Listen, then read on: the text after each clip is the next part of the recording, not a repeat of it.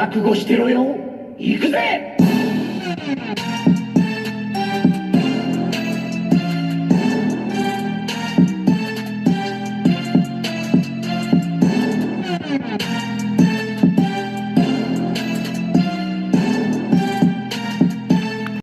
Welcome to Wordbreaker Coo's Reviews. I'm your host, Wordbreaker Coo.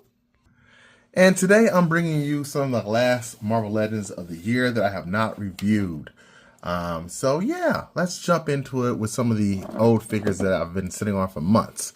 Namely, let's start with Angel.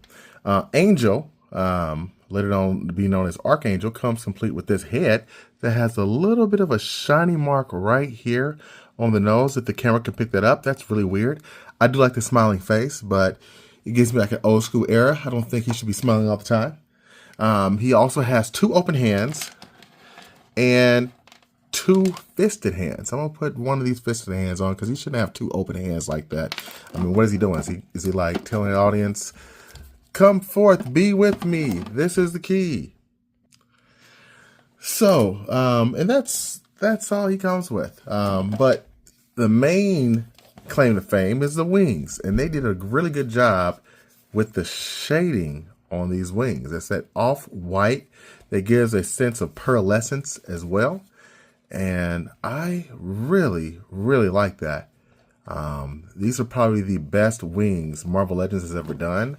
I just like how textured they are and how good they look. You can see in person how much paint or shading they've done on those wings to go along with the little print they have here and the digital head sculpt. So he looks good, and the lines are pretty dang clean. So I really like that. He does not have the butterfly elbow joints because of, I guess, the technology with the wings. But at the same time, I'm okay with that because these work really well with the flapping and everything like that. They've never fallen out, knock on wood, and I really like it. So if you need an Angel for your collection, I hope they do Archangel again and do him like this, then I think you cannot lose. I think this is a 9 out of 10 for me. The only thing that could have been better is if you would have had like a few more accessories for the $30 price point.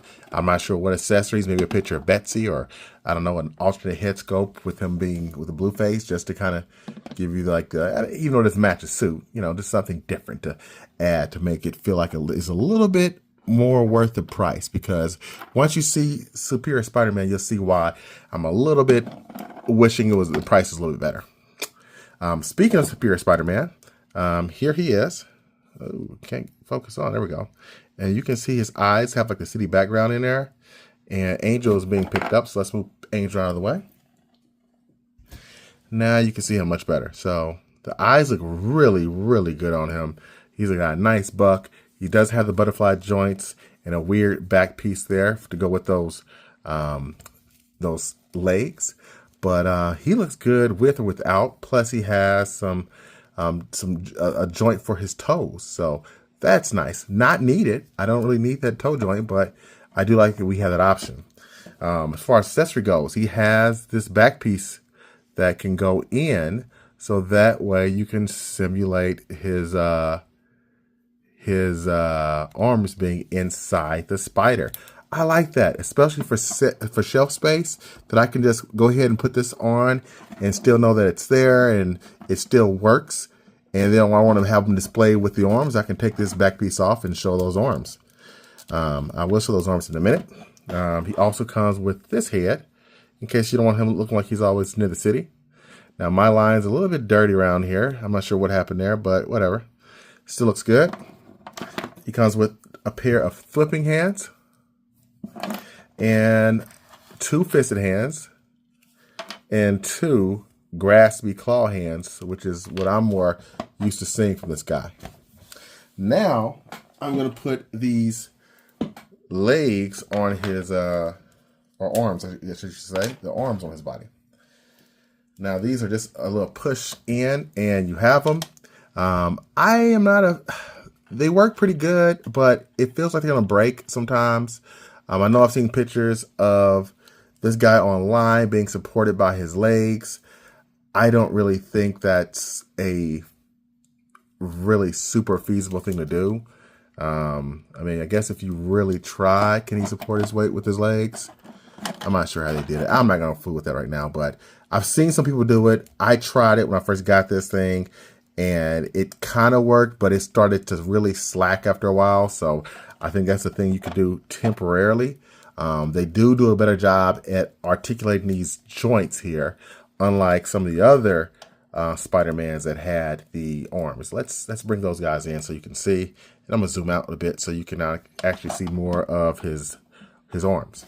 So what I mean by that is we have the Superior Octopus, and he had this piece that came with these little loose arms, and you just kind of put the arms in and they kind of stay in one pose. They're not holding up any weight. Often if you don't get them just right, it looks weird.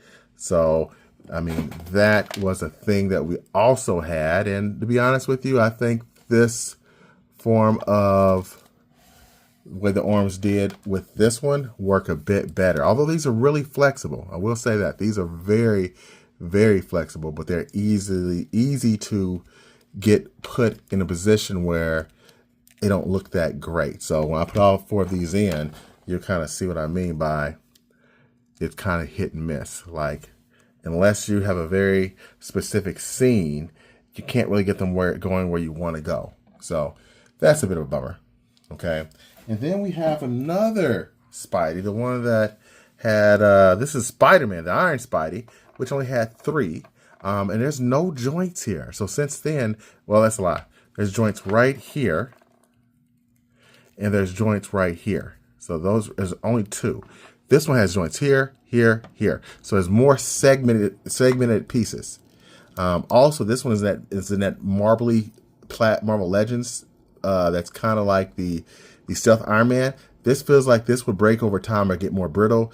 This one's more or less on the same plastic as each other. So I do like that. Is there anything else? Not really. That's pretty much it. Like, I do like this guy. He is one of my favorite figures I have this year. But the arms are a little bit more challenging than I thought to work with. If I had to give him a score out of 10, I would give Superior Spider-Man a solid 8.5. So he's almost there. Just a few more things to fix, and you would have a perfect figure. I hope you enjoyed this review. Until next time, peace and chicken grease.